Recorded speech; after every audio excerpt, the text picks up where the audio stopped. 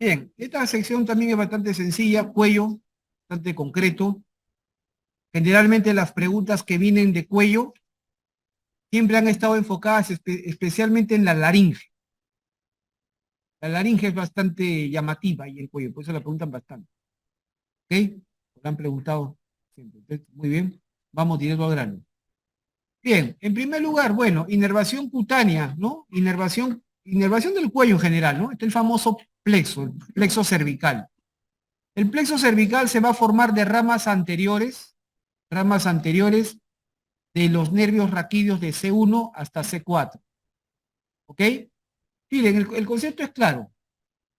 En el cuerpo humano hay plexos, ¿verdad? Plexos somáticos. Hay 4 plexos que deben recordar ustedes.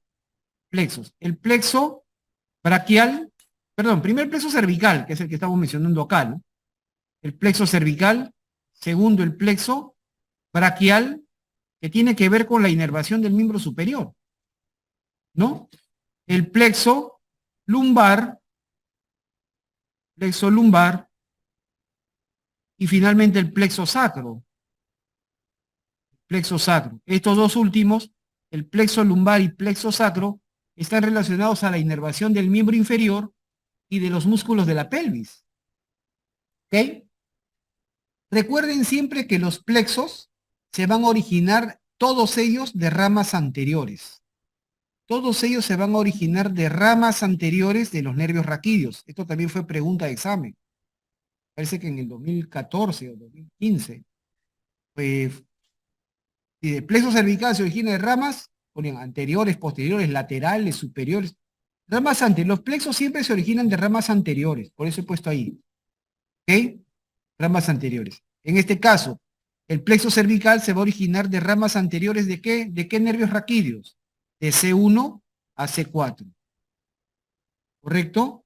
El plexo braquial, ¿de qué nervio raquídeo? De C5 a T1. El lumbar, de L1 a L4. Y el sacro, de L4 a S4. ¿Correcto? ¿Entiende?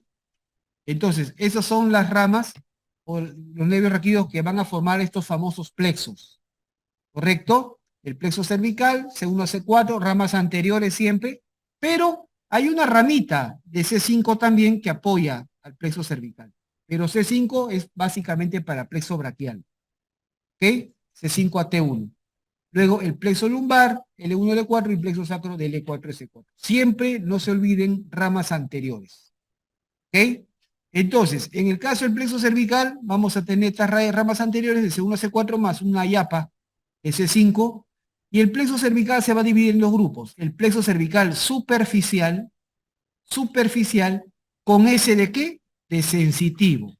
O sea que da puras ramas sensitivas, que van a inervar la piel del cuello. ¿Cuáles son esas ramas? El nervio occipital menor, el nervio auricular mayor, el nervio cervical transverso y el nervio supraclavicular. Ellos son los componentes del plexo cervical superficial. Es decir, todos ellos son ramas sensitivas. ¿Estamos de acuerdo? Nada más.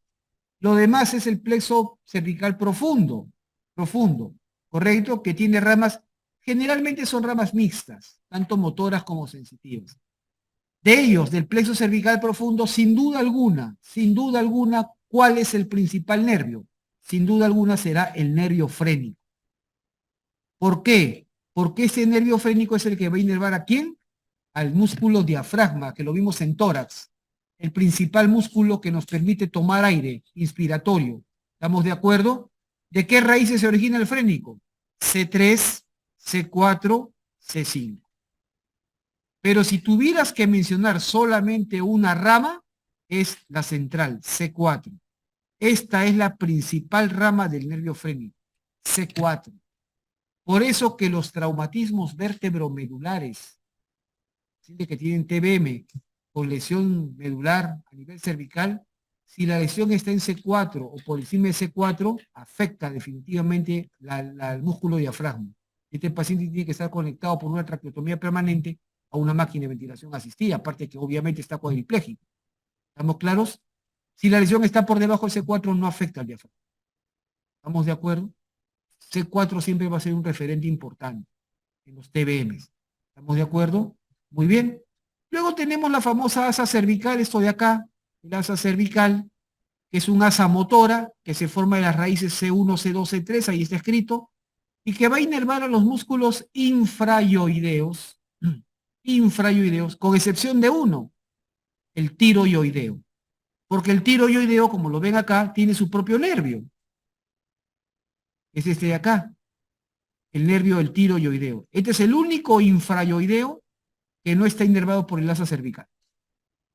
¿Estamos de acuerdo? Y luego tenemos acá el genilloideo.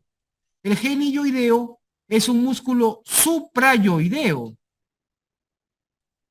Es el único suprayoideo que está inervado por el plexo cervical. ¿Estamos de acuerdo? Muy bien. Perfecto. Ah, ya. Acá está. La inervación cutánea del cuello, es decir, la inervación de la piel, precisamente está dada por las ramas, pues, del plexo cervical superficial, que las he mencionado. Acá está. ¿No? Plexo cervical superficial. Estas ramitas tienen una característica. Las 4 ramas del plexo cervical superficial emergen, salen por el tercio medio del borde posterior del esternocleidomastoideo. Mira, recuerda, así de claro, este famoso músculo, el esternocleidomastoideo, recuérdalo por 3 aspectos. Recuerda especialmente por su cara externa, ¿quién se encuentra? La vena yugular externa. Está por fuera del músculo. Y por su cara interna estará la vena yugular interna. Así de claro, ¿se entiende? Pero junto con la yugular interna, ¿quién está? La arteria carótida común. La carótida común, y con ellos está el nervio vago, el 10º nervio craneal. ¿Correcto? Entonces, a ver dónde está quiero cambiar de color acá el lápiz. Hoy, de nuevo, ya. Uy, ¿y ahora qué pasó?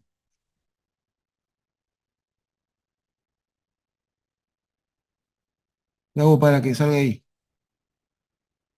¿Mm? No tengo teclado. A ver,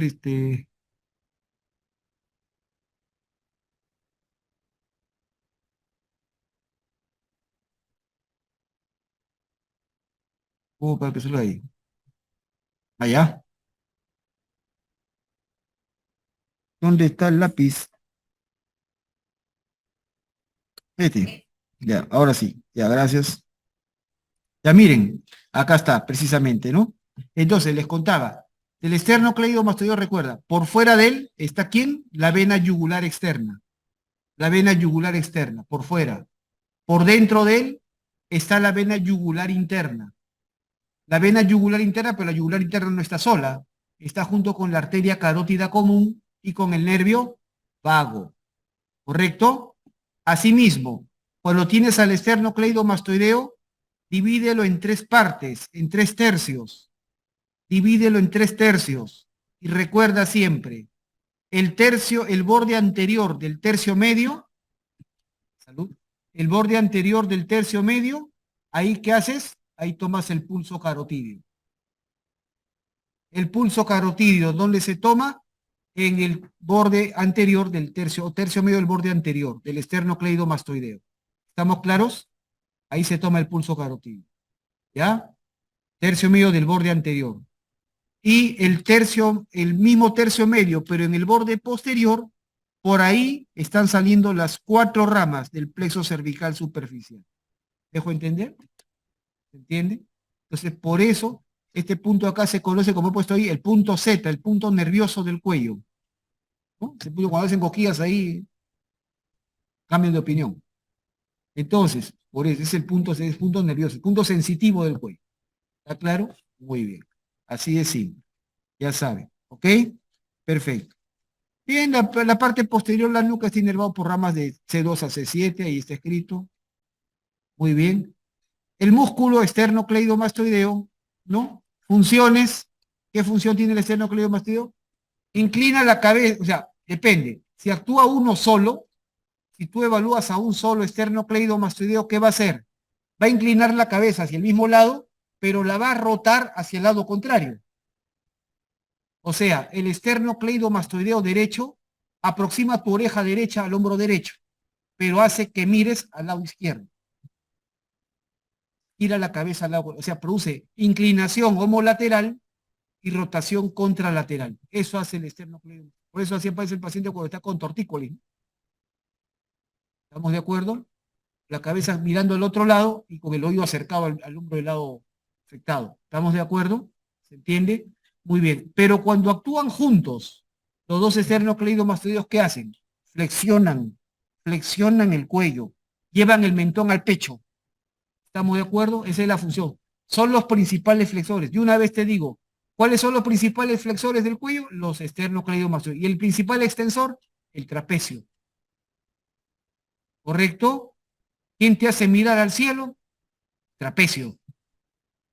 ¿Correcto? ¿Quién te hace mirar al piso? Los esternocleidomastoideos. ¿Estamos claros? Digo, los esternocleidomastoideos, los dos juntos. ¿Ok? Bien, ¿quién inerva el esternocleidomastoideo? Y a los dos, algo irónico, algo curioso, que es una paradoja en la anatomía, es que dos músculos que son antagónicos están inervados por el mismo nervio. El 11, el nervio craneal número 11. El espinal accesorio. Este es un detalle bastante curioso, como un mismo nervio inerva dos músculos que son antagónicos. ¿Estamos de acuerdo? Detalles de la anatomía. ¿Ok? Perfecto. Nada más, ahí está la tortícolis. Este detalle también es importante. El esternocleidomastoideo pues se llama así porque tiene un fascículo external, externo, un fascículo clavicular, cleido, y hacia arriba se inserta en la apófisis mastoides. Pertenece al temporal, por eso se llama mastoideo. Entre los dos fascículos, entre el fascículo external y el fascículo clavicular del esternocleidomastoideo se forma un triangulito acá. Un triangulito. No sé si lo he dibujado. Así, ahí está. El triángulo del esternocleidomastoideo.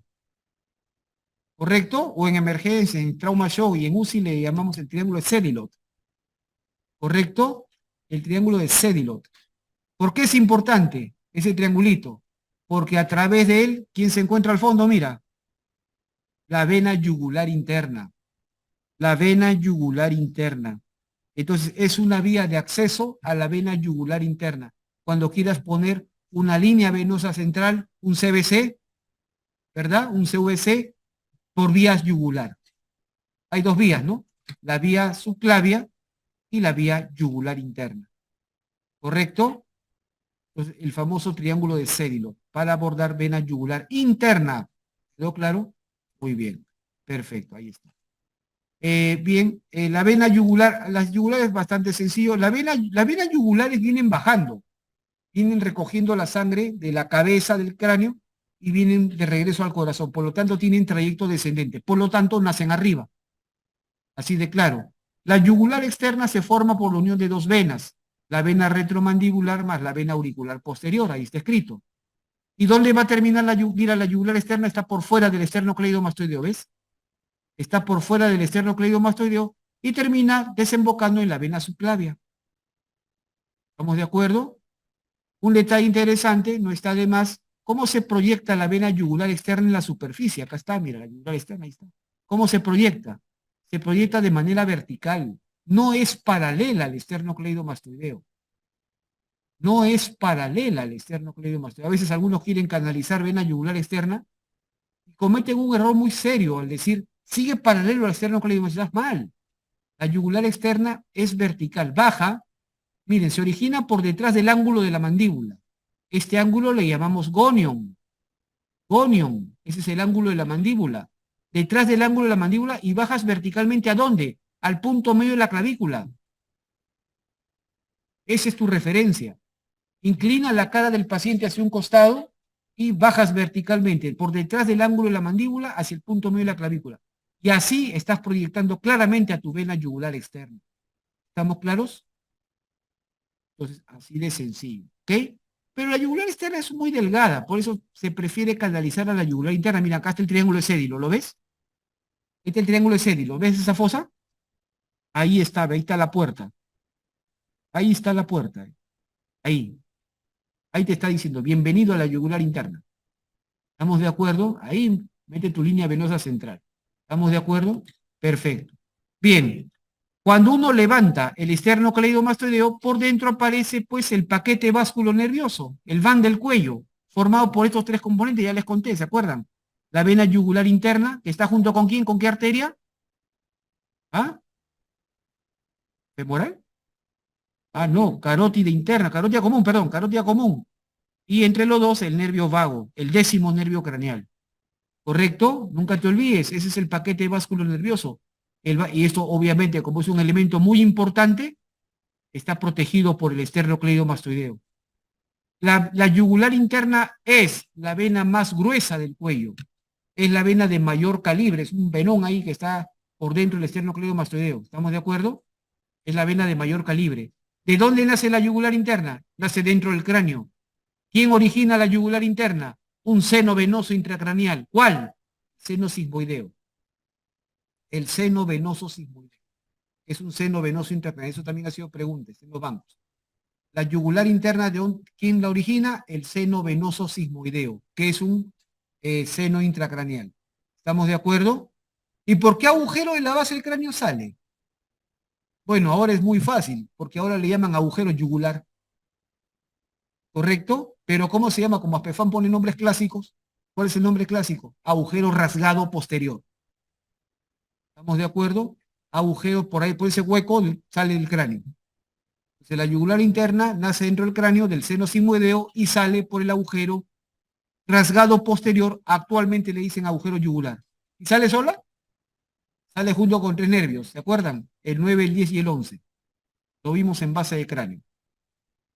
Ok, la yugular interna, ahí está, pues, se origina el seno sigmoideo, ¿no? Recibe, en su camino viene bajando, mire, y todavía se va ensanchando más. Recibe el drenaje venoso de la vena tirolingofacial, vena tiroidea media. ¿Y dónde termina la yugular interna?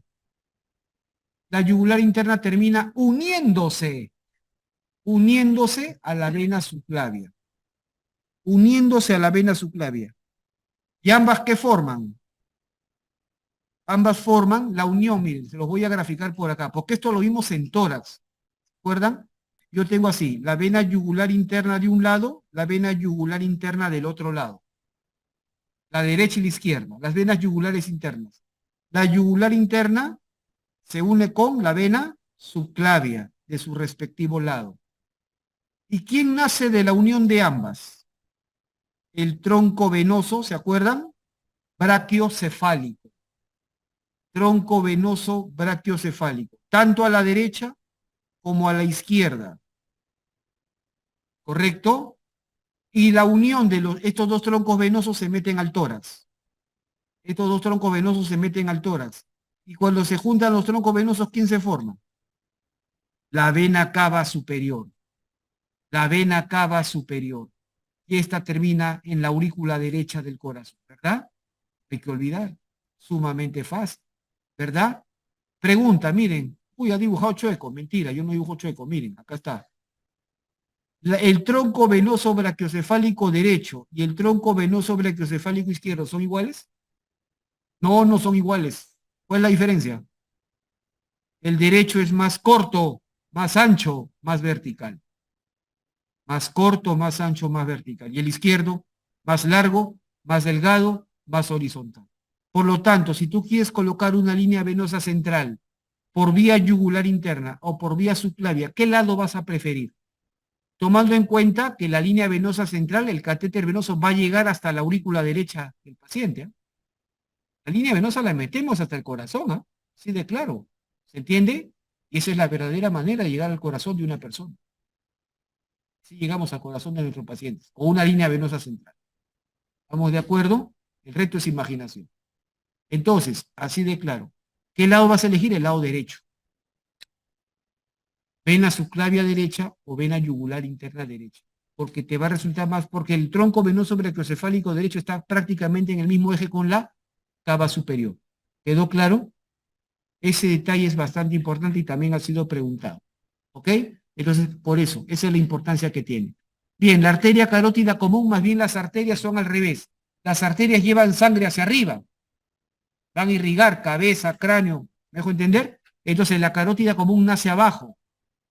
Miren, la carótida común va a tener un origen diferente. La derecha y la izquierda, ¿ok? ¿Dónde está el...? Acá. ¿Dónde está la...?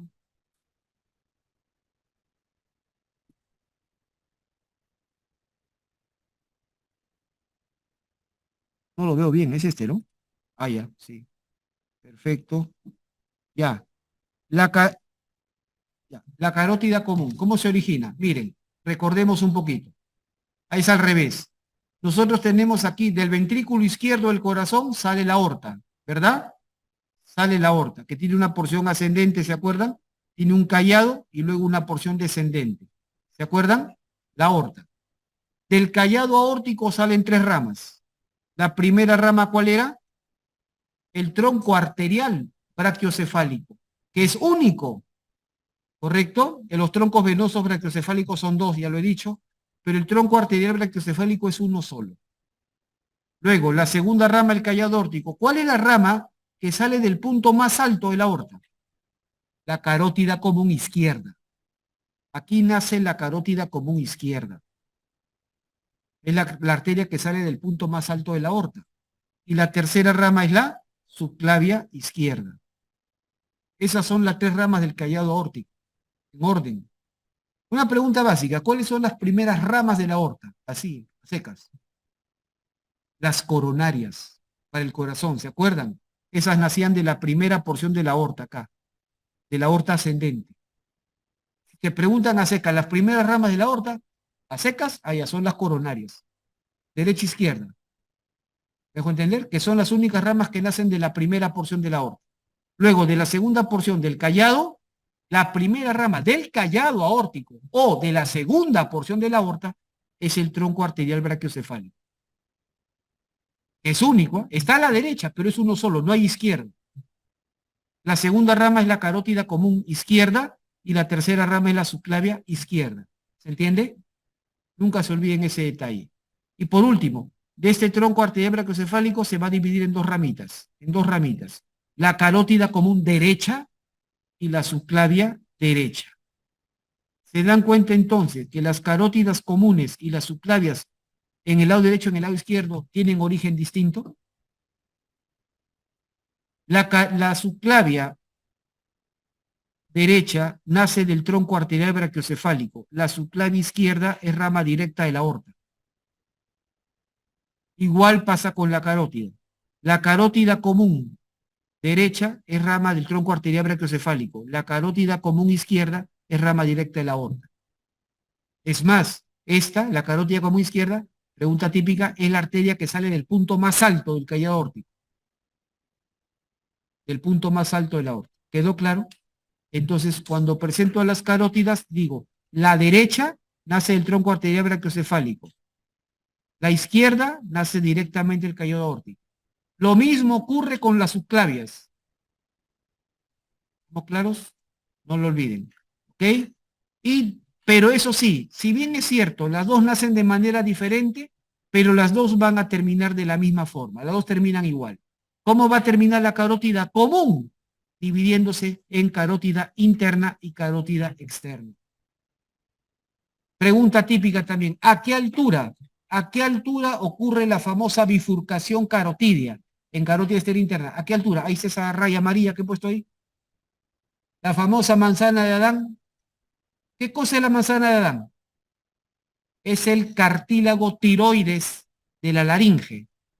Es el cartílago tiroides. A la altura del borde superior de la manzana de Adán. A la altura del borde superior del cartílago tiroides. A esa altura, la carótida común se está dividiendo, se está bifurcando en carótida externa y carótida interna. ¿Quedó claro?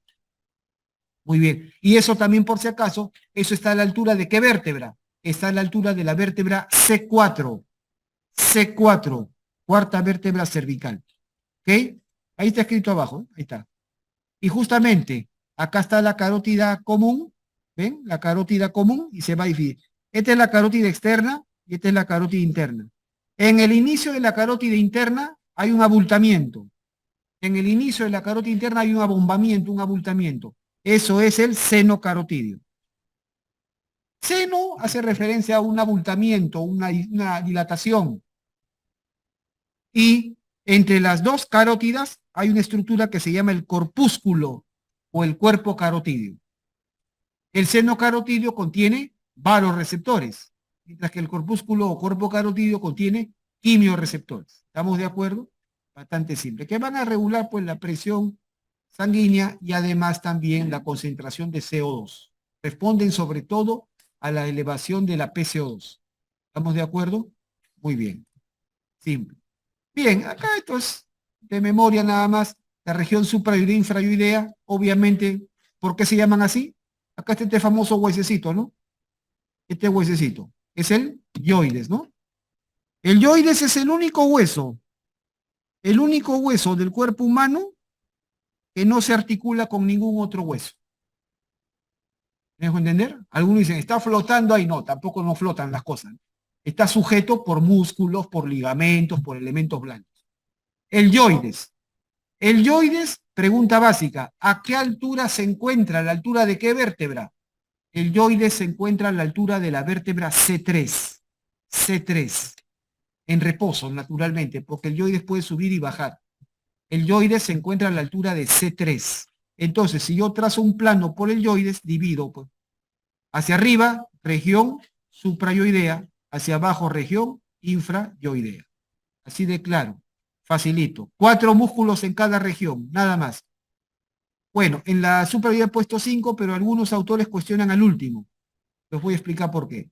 Los músculos suprayoideos, el digástrico, el miloyoideo, el estiloyoideo, el genioideo y el iogloso, que lo consideran más un músculo de la cavidad bucal. Iogloso, porque va del yoides a dónde, ¿qué es gloso? Lengua, lengua, ¿correcto? Mientras que los infrayoideos son 4, el homoyoideo, el esternoyoideo, homoyoideo porque viene del omóplato. Homoyoideo viene del omóplato, por eso se llama así. Esternoyoideo viene del esternón. Esternotiroideo viene del esternón al cartílago tiroides de la laringe. Y tiroyoideo, que viene del cartílago tiroides de la laringe al yoides. ¿Correcto? ¿Se entiende? Muy bien. Ahí está ese triángulo anterior, suprayoideo, infrayoideo. Muy bien. Allá. Miren, vamos directo al grano, para que no se compliquen la vida. Directo al grano. A ver, ¿dónde está? Ya, muy bien. Pregunta básica. De los suprayoideos, ¿cuál será el único que no se inserta en el yoides? Y lo sacas por el nombre. ¿Ah? El único que no lleva io o yoideo en su nombre, ¿cuál será? El digástrico. Él no se inserta en el yoides. ¿Correcto? Los demás sí. De los infrayoideos, ¿cuál será el único que no se inserta en el yoides? El esternotiroideo. ¿Me dejo entender? Entonces, el decir suprayoideo o infrayoideo no significa que se inserten por arriba o por debajo del yoides. Simplemente que están arriba y debajo del yoides. Nada más significa eso. Pero no todos se insertan en ellos. Segundo, la inervación. Miren, empezamos acá primero con los infrayoideos, que es más fácil. Yo les conté hace un rato.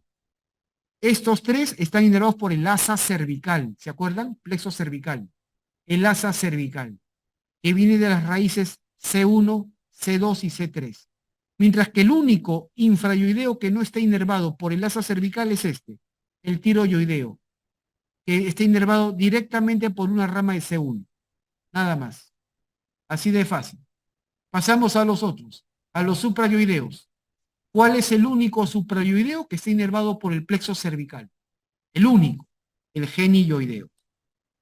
Este está inervado por C1 también, plexo cervical. Hace un rato lo dije, ahí está. El único. Todos los demás están inervados por pares craneales. Todos los demás están inervados por pares craneales. El digástrico, como su nombre lo dice, el digástrico tiene 2 vientres. Un vientre anterior, un vientre posterior. El vientre anterior por el quinto 3. el vientre posterior por el séptimo, por el facial. El miloyoideo por el quinto 3. El estiloyoideo por el facial. Y el hiogloso por el 12, por el hipogloso. ¿Estamos claros? Sí, de fácil. Digástrico, dos vientres, vientre anterior, quinto 3, vientre posterior, facial. Miloyoideo está junto con el vientre anterior, es decir, quinto 3. Estiloyoideo está junto con el vientre posterior, o sea, facial. Y el hiogloso por el hipogloso, es decir, por el decimosegundo, duodécimo nervio craneal. ¿Estamos claros? O sea que el único, todos los superiores están inervados por pares craneales excepto uno, el genioideo, que está inervado por el plexo cervical. ¿Ok? Nada más. Simple. El triángulo carotídeo, que es el triangulito más importante en el cuello, está formado, ahí están sus límites, esternocleidomastoideo, músculo homoyoideo y vientre posterior del digástrico.